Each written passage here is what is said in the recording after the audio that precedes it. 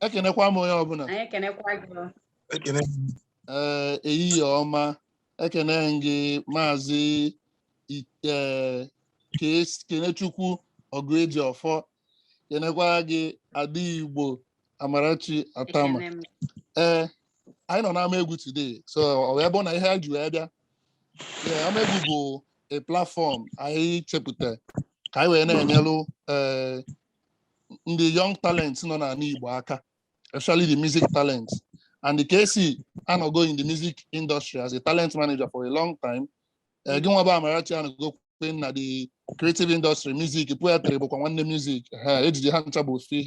So I was say made some little enlightenment. Oga bonye gea kokaya. Omaro the direction eba in Maro the need maro Jamaica iji we pukunato nwa ya onu we make ife dị mma.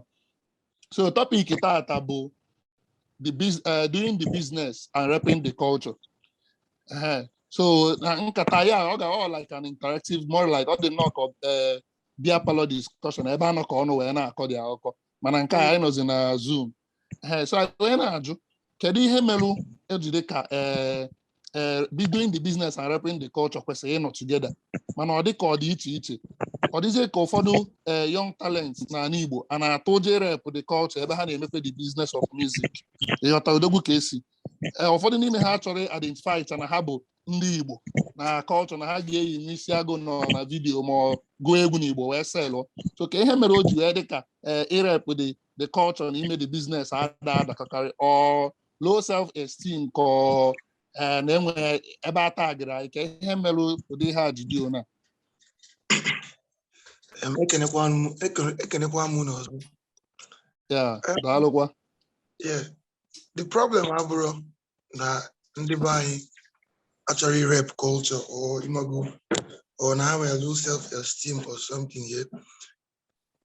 The problem basically is anyị nwa bụ ndị Igbo aghọtachara some of the business some of the business that is involved in the creative industry. And I'd give you an example, a very small instance here.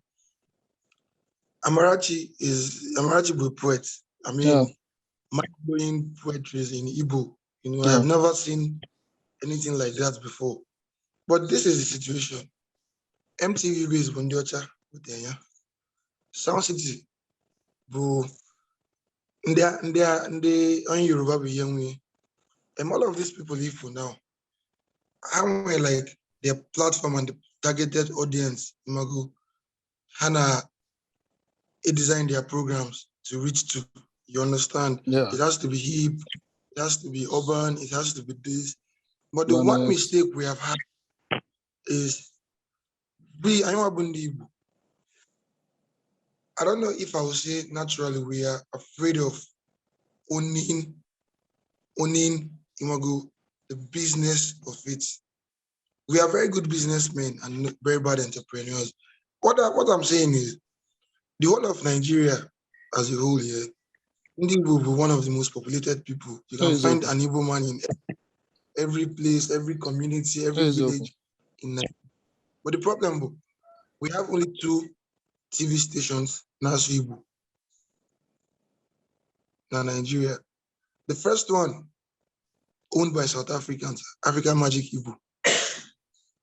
South Africans are helping us tell our story, helping us push or decide what we have to promote.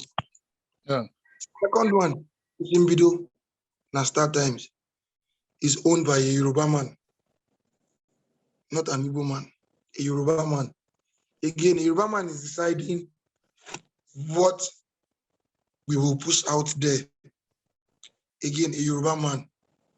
Now, if we talk about an Igbo now, for instance, in the radio stations and whatnot, Imago, from Owerri to Enugu to Anambra, somehow had an opportunity to the local creatives, the Igbo local creatives, because again, it is not urban enough or it is not hip enough for them. They want to play Wizkid above playing Zoro. They want to give more airplay to Olamide above repping Illblaze. You understand what I'm saying? Yes. And in turn, the people who control the media decide how we sell our culture, which is a very wrong, wrong placement for us and as creative. So basically, that can only change if more of us, I'm not even looking at the older people now, more of us young people begin to think of how to build platforms, how to create avenues to express yourself unapologetically. Amarachi is doing it. You understand? Amarachi is repping, is selling her art with a platform that she can control. She decides how she's going to push her her culture or her creations out content, there. Nobody controls it. You understand? And so you don't expect a Yoruba man to understand your culture better than you. So if you don't own stuff, how are you going to change that narrative? How are you going to push it? So it boils down to the discussion now, the lack of media structure now side down at the southeast are cause a problem. I with the major problem. Because I draw Igbo Amarachi now. Enwe ndị nke ọzọ ndị ụmụnna ndị nọ na the west na-emekwa ofu ihe ọ na-eme poetry ọ na-eme mana in their local native ha ka ọ dịka ha ka enwe the wider audience ha ka wee malụfa ha nwa bụ ndị a na-akpọ ma enwe big gathering and all that mana onye nke na-emezi nke ya ebe even some people nọkwa na side a afụtara nwanne anyị nwaanyị iche nke ya ọfụma so anyị na-achọ ka anyị ghọta Amara onwe ifilu na ihe Kaycee na-ekwu bụ eziokwu ka enwe nke unu ọ dị iche side nke gị ọ dị iche ekelekwa m gị ọzọ kelekwa unu maka nya bụ ọmalịcha atụmatụ Amaegwu dịka nwanne m nwoke si kwuo ịma na arụ m na TV ruo na redio ihe ngo bụ broadcasting anọgo m n'ime ihe ọ na-akọwa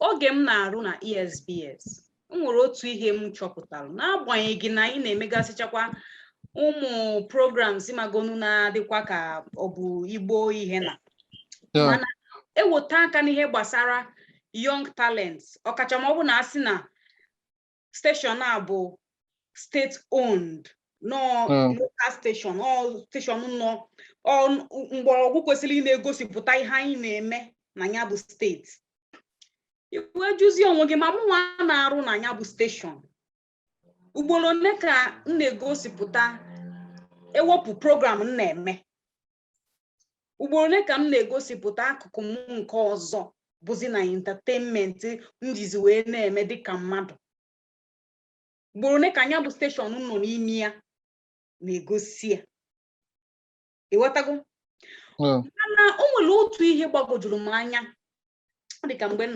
na-arụ na ESBS ọ ka na-emekwa ma kịta ọ bụrụ na abịa ịhụ otu ị nọ iweta Amaegwu sị ha unu gosike na Amaegwu akọbanị n'akụkọ dị na ya nụ ịghọtago mana anọrụ egosibe ihe dịka ihe onyonyo 24 hours maọbụ Jumong maọbụ Money Heist ka ọ gịnị kpọrọ ya maọbụ Game of Thrones a na-ekwu maka ihe onyonyo ga-ewo gị hours ga-ewo gị ụbọchị one ma one ka ekilie mana a ga na-egosi ya egosi nke ndị ọcha na-egosi ihe ndị ọzọ ngwanụ wezelu onyere ahụ nye Kaycee ka o wee gosipụta ụmụ talent ọ na-achọpụta ka ha na ụwa na-afụ ya asị gị jaja ndị na-emetụkarị ya bụ Anambra station Anambra broadcast na-agba n'ikene maka na ahụgo m ihe na Anambra TV ahụgo m ihe ndị ọzọ ma ndị na-ama mbem ahụchago m ha ahụgo m ha ebe ahụ mana ị na-anya kedu ka other stations nọ n'ala Igbo si egosi ihe gbasara ndị Igbo social media emegokwala anyị ọmalịcha ife onye aka nna asị ndị mara ekwu social media nsị gị na-ekwu maka social media ụlọ tonu maka na social media anyị na-ahụ bụ ọdụ ka onyanwa bụzikwa ndụ ma ọ bụ ndị mmadụ ahazi social media ihu ụmụazị a na-agbafu na-eje Lagos Tunde Ednot anụwa a na-akpọ afa na Instagram emegolu ụmụaka na-etolite na-egosi egwu ha ihe karịrị ihe steeti gọọmenti ga-emenụ ha eziokwu ọ bụrụ na ị na-eme ọfụma o gosi ihe ị na-eme boom onye dịka Ugochi ka gịnị ihe dịka Kola Boy Kedu onye gosipụtara ha? Otu ndị nọ. Ole ebe ndị Igbo nọ? Ole ebe ndị stations Igbo? Ole ebe ha nọcha? Mana otu ndị ọzọ owolu gị ọsị gị acheta mgbochi o gosipụtara Ugochi mgbe ọ ka na-aza I2Talk. Ọsị biko na ya na-achọ onye Igbo musicians ga-back nwa. Kedu onye mechara back ọ ya? Duncan Mighty be mechara back ọ ya. So ịbịa na the business side, anyị bụ ndị egwu ala Igbo, ndị Igbo bụ ndị egwu mana agha na-agụ egwu. Ihe ọ bụla ndị Igbo na-eme, ọ bụrụ na ị na-anya na ihe gbasara ihe onyonyo ndị Igbo nke gara aga, ị ga na-ahụ ma a na-arụ ọrụ ugbo ma a na-arụ community works a na-arụ, ha na-agụ egwu. Ụmụ nwaanyị a na-agụ egwu, a na-asị gị na a na-akwa ozu, a na-agụ egwu, a na-eri ji, a na-agụ. Anyị bụ ndị egwu mana iwetezi aka na ihe business side ya ahụ nwezi ka anyị ka na-emegasịcha. Ụfọdụ ndị na-egosipụta bụ ndị Flavor na Fino na ndị otu ya. Kedu ngwa n'ezi anụ Mike Ejeaya, n'ezi anụ papa akụkọ na egwu nọ n'etiti anyị ka dị ndụ. Ngwa n'ezi anụ nụnụ Amarachi bi otipe mkpu, Charles bi otigbe mkpu. Una agbanịka n'isi na dị Mike. O nwere ndị ọzọ dịka Teresa Ọnụọra ka dị ndụ. Ha nọchi ya. Iwetago ihe a ka ị ga-ene anya ma n'ile anya na akụkụ nke ọzọ ndị Yoruba ma ihe fụzie ka ha si mgbe ma na-ama ọ maka na anọkọta m wee si inye ha m ego akpọzina m. Ọ ka mma na m ji aka m ya n'efu. Abịa m ntutu taa sị na I must make money from it. Ihe ndị Igbo na-emebe asị gị ka anyị let's give you platform onye kwere gị mana o si mgbago kpọrọ ndị ọkwụrụ ụgwọ, o si Lagos kpọrọ ndị ọkwụrụ ụgwọ ngwanụ ihe a na-eme a na-eme festivals a na-eweta aka December na-afụ festivals upon event upon onye ka a kpọgoro Amarachi si gị bịa ngwa Amarachi bịa ka ịma mbe nwa ya aka mma mana afọ ikpọrọ onwe gị ka a ga-akpọ gị.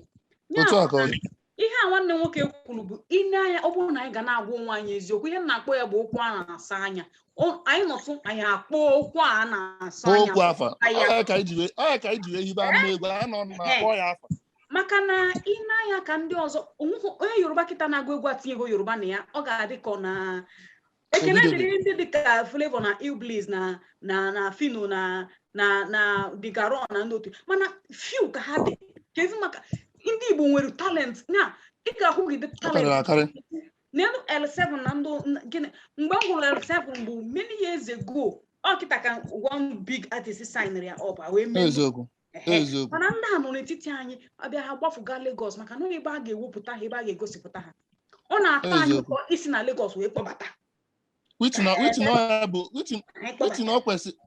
ọ kwesịrị ka that moving to Lagos syndrome and odogwu ka esi maka na-ekwu before ndị Igbo before ma Teresa Ọnụọra ha 77 ọzọ mmena nwa Nsugbe ndị gụrụ egwu gboo even Ọsadebe ma Oliver Diko, some of them nọta ọ na East ka ha nọ, but they sold millions of records across beyond the East. Ụfọdụ jere n'obodo oyibo jee ma atọ ha, mana kịta onye kwari onye na-ebule obe enwe ka na-agba mba sị ya ijebe Lagos maka na I feel na nwere structured in place maka unu nọ na the system, the business aspect of it. Ọ na-emekwuzi enwe ike ịkpa ofu artist aka n'ọnụ, ofu nwa ikorobịa ka na-eto nte na East ka na-agba mbọ ọ sị gị na ọ na-achọ ego ka ọ kpakọ ọnụ ka o wee fichọọ onye nọ na Lagos ka o wee maa na aga akpa egwu ya na Lagos ọ wee bụrụ nsogbu. So gbasara ihe rapping of culture anụwa ndị be anyị na-ahụba na irep ba culture kwesịghị na-enwe ego, ikwesịghị ka a na-enye gị ego, ikwesịghị ka a na-akwụ gị ụgwọ. Ị na-rep culture na asị gị nna ọkwa ife nke anyị ọkwa ife anyị na-eme. Ngwa n'ezi ụmụ Ogbuligbo ma ruo echi egwu ha ka mma bụ ngwa ha ka na mgbe ha ji asụsụ anyị wee na-adọtị ọ dịka nna ha ochie. Mana e mere interview ha sị ma ọ bụrụ na ha gawa otu a n'okweli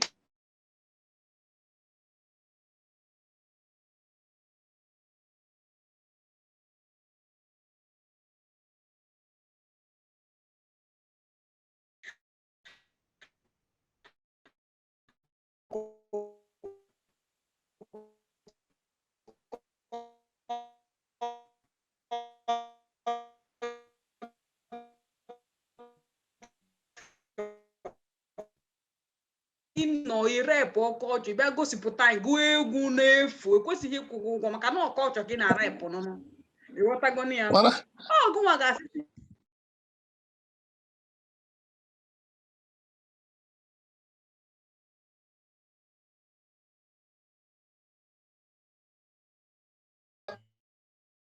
ọsọkwa biko ngwa egwu ka Teresa Ọnụọra ha ngwa egwu ka Mike Ejeagha ha maka na ọ bụ na ọgụgụ egwu ka Mike Ejeagha ha na Mike Ejeagha repụrụ kọlchọ ngwa n'ezie ọnọdụ ya na yes ụnụ na-agụ akụkọ na egwu otinye ohi ọkpọkọ mmadụ afọ ọ chọghị onye ọ chọrọ ịtụ afa nothing mana na enebe anyị dobere ya n'agbanyeghị na ịchọba akụkọ Igbo narị kịta n'egwu ya ka ị ga-eje agụchapụ gị na onye kwesịghị inwe ego akpọba ndị kwesịrị inwe ego ndị na-ene anya ha bekee ndị anya ha ndị nọ Lagos ịhụgo ya onye nwa na-akpata ya na-anọtụkwa Amarachi repụtụkwa kọchọ sị na ka nyikwe ka Long John ka amakwa na ị na-agatụkwa Lagos so Kaycee kedu ihe iche bụ ebe enwere that distortion enwere ebe dị mmiri si wee gbuo opi ụgbọgụrụ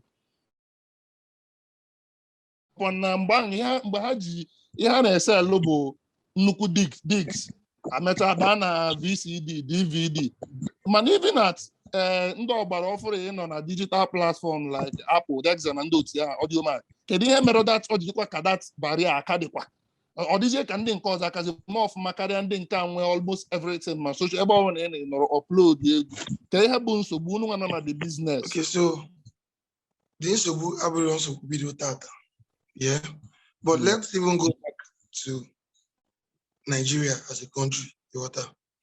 There's something people I always tell artists every time I meet artists. I tell them, say, look, yes, a population of about 200 million people. Yes, population I estimated, so to say. Like you rightly said, back in the day, Osadebe, Zilonya, and the rest of them, Imago, and Igbo Kahano, Egu, where Imago, where Pati Egu from Iguana, and all of that. I mean, the standard of Mbwebo, some of them were very comfortable. They were not rich, but they were not hungry. But the situation is this: over time, yeah. In a rap culture, first, let's even remove that is a big fat lie. I will come for Maria Makebe, Yusundu, Hugh Maskela, Awilo Lugumba, all of them, King Sonny Ade, Haguregu with English, Culture Kaharepu, Imago, some of them are still alive, some of them are still singing, some of them have won the Grammys. Example, I mean, Grammy have a measure for success, but the difference is to that. The difference is that one thing here.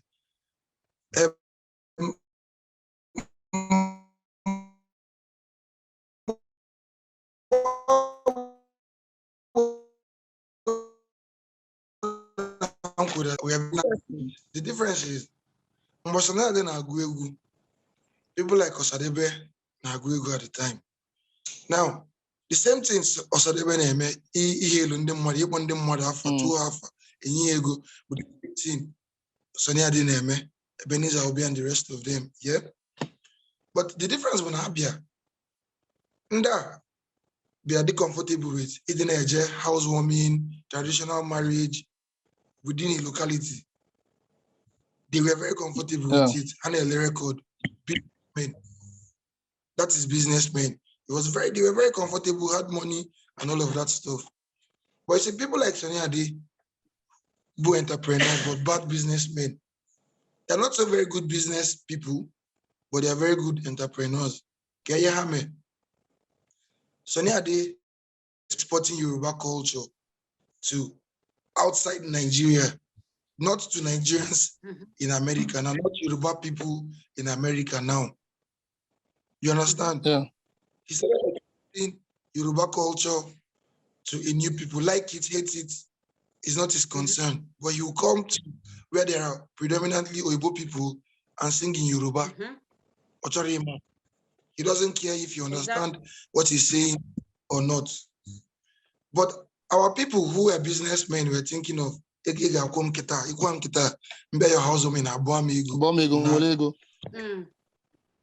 but let me explain something to you here. You can't effectively sell music without selling the culture. It is not possible. You understand? Okay. Reggae music and jazz music are the two biggest selling form of music ever.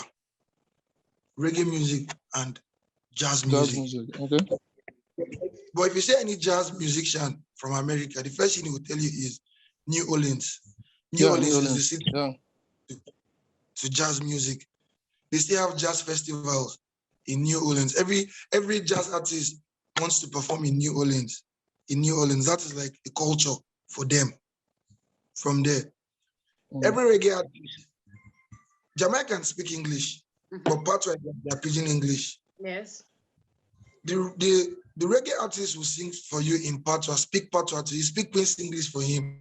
Patois you're concerned, but he's unapologetically being himself. He will sell you his culture, his Jah Rastafari, his Rastafari culture, and all of that stuff is what he will always sell to you. You understand? No printed. But it went from, I mean, at some point, we even stopped people like me.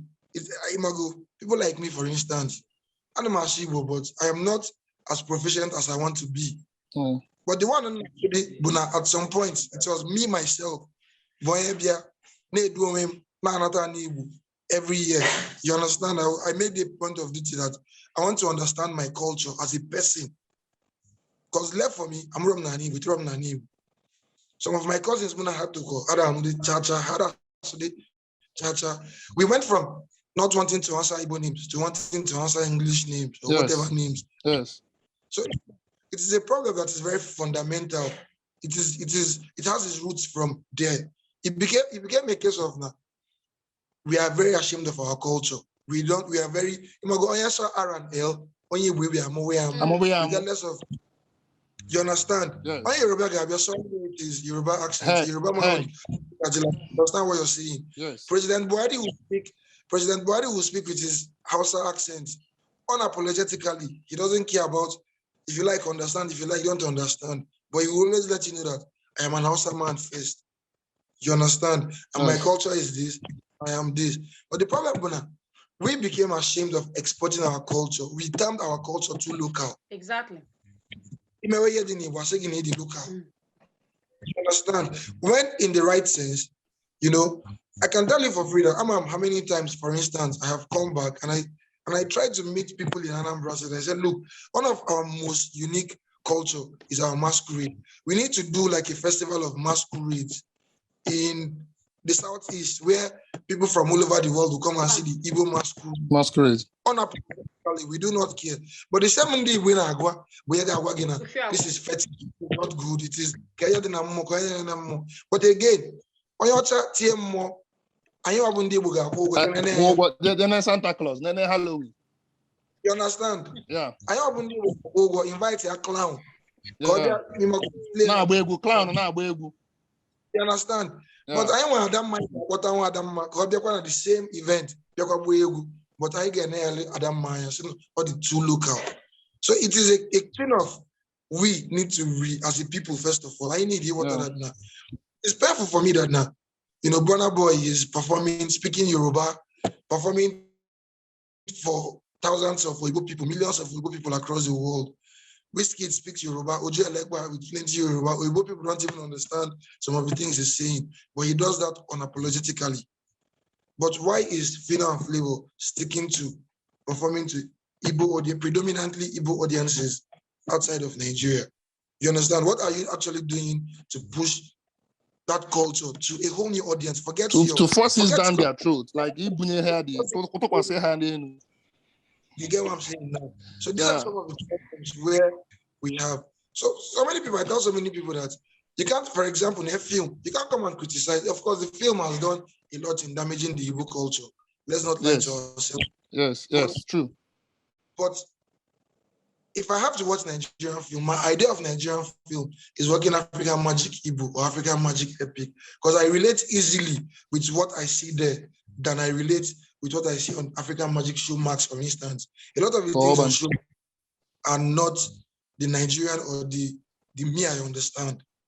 Yes, we can criticize the Asaba film that this, but you see the thing here. Quality, people don't improve. People don't improve overnight. It is constant patronage. Yeah. More visibility, more monies will lead to quality and improvement. That is how I do it generally.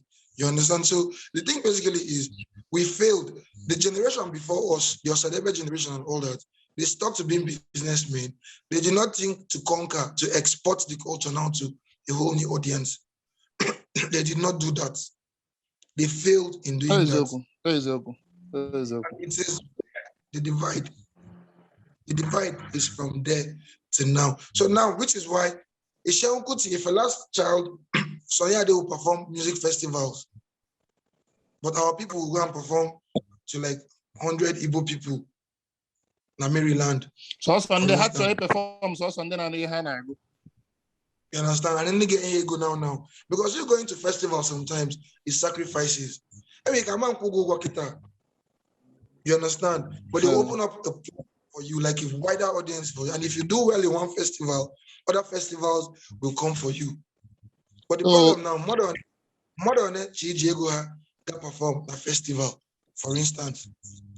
So the thing still boils down to, I we create an enable environment here, make our own creatives. Environment is there.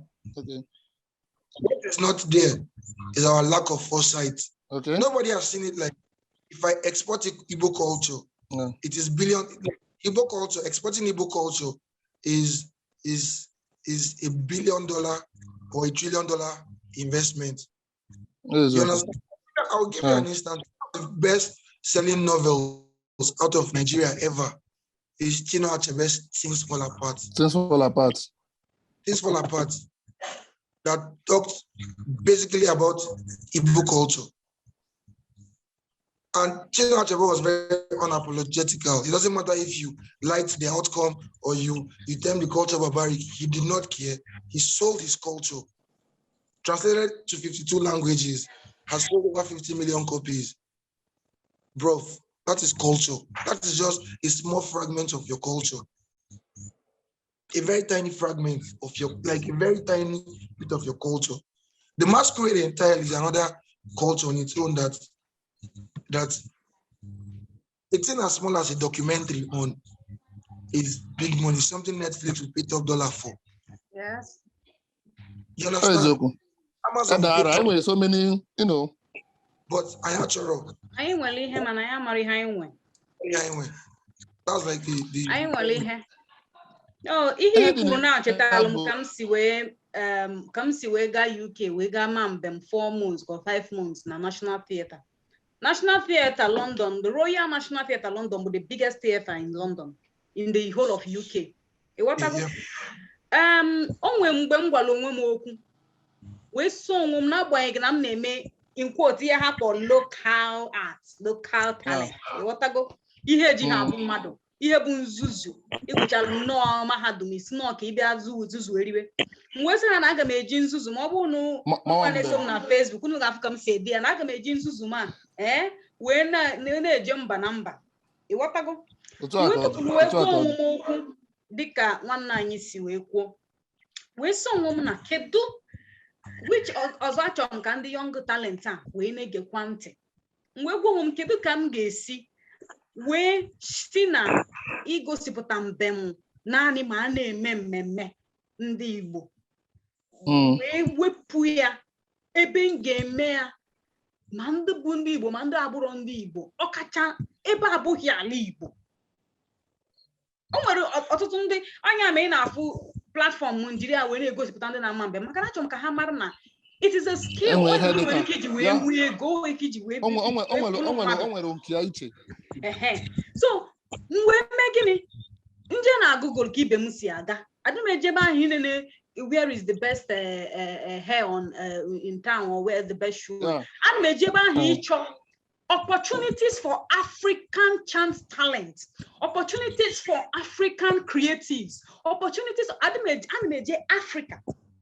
I'm there if we have British Council Arts. We apply your British Council Arts. Amarachi, I'm the champ talent, and I perform an Asian talent deposited in very few people. Very few. I don't know what your name application. Asian talent and deposited in very few people. Few people. Heck, you were matter na aduma. Believe it. You want to go? I can let you go to where so you have to tell yourself the truth. What is your purpose for this art? Where do you want to see this? Just like do I want to keep performing for Igbo wherever Igbo are gathering, or do I want to achieve this aim of performing all over the world? It doesn't matter who they are. And I told myself the truth. Ijibe conferences. South Africa chance. Black Panther, Black Panther had chance. Yeah. Lion King, which is a Broadway this thing. Lion King with a chance.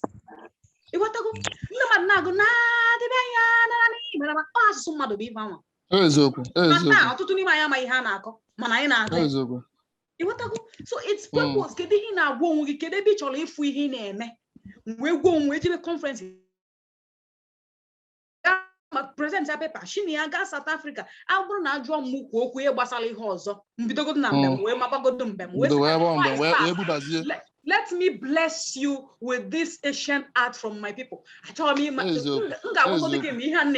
gift. What I 30 seconds. You were for one big the indigenous.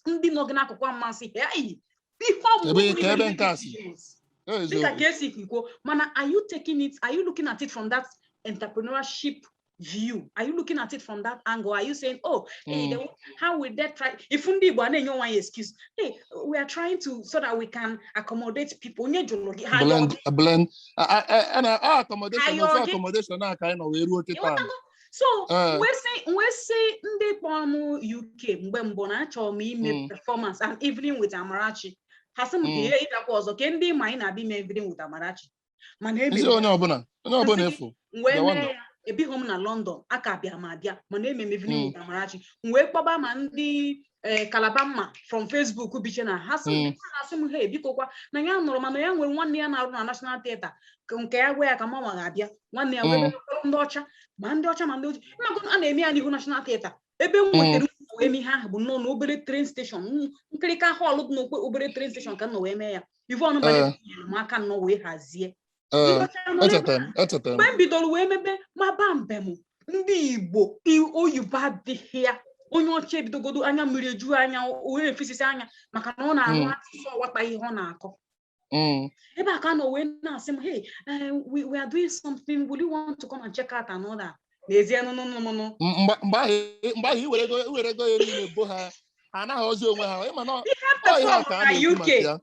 No, because we perform na UK 52 shows. Each of those shows, 4 performances. Each show, 900 people. Theater na ejukpom ndocha ndoji nwere ike na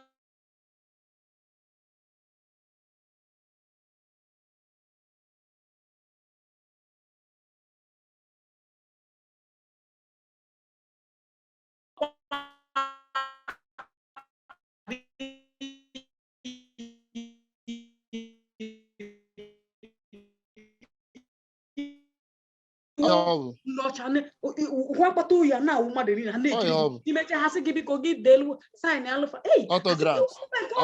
Celebrity. This. Mana. I'm trying because I know they are not from there. And performance. Creative art, music music is a universal language. Music does not need anybody to translate egwu ndị Spanish ma nchọ ịrahụ ụra na Nigeria, even Arabic song, Arabic ana m ege itinye ya ntinye South African chant, ihuru Yoruba chant Yoruba chant ama ọ nwere onye Igbo na-ege aka ihe nsị ege maka na m ga-esi ya isi na-enwu m ọkụ na-asụ nekwu ihe ndị a na-eme kedu ebe m ga-ebido adị m anụ ihe ha na-akụ ịnụ because music is a universal language. So are you making your music a universal language? Ị chọrọ igosipụta n'ebe ndị ọzọ ndị Igbo anọghọ ebe ị ga-agụ biya ihe eji gị translate gụọlụ fia chi na stage apụọ ha maza ka ha ga-esi mee ya mana onye Igbo ihe na-echi ya bụ kedu ka m ga-esi wee mee ya ka ndị ọzọ, how do I translate it, how do I mee nke ọzọ ịghọtago? So nwa eziokwu anyị nwee goolu ọ bụrụ ego kịta dịka Kaycee wee kwuo ego kịta ego na ka ga-akwụ m kịta onwe ndị iwu na wasa biko any event you see Africa na ejebego m si unu kpọba m nnụ ka m bịa mabalụ ndị ọcha ikpọba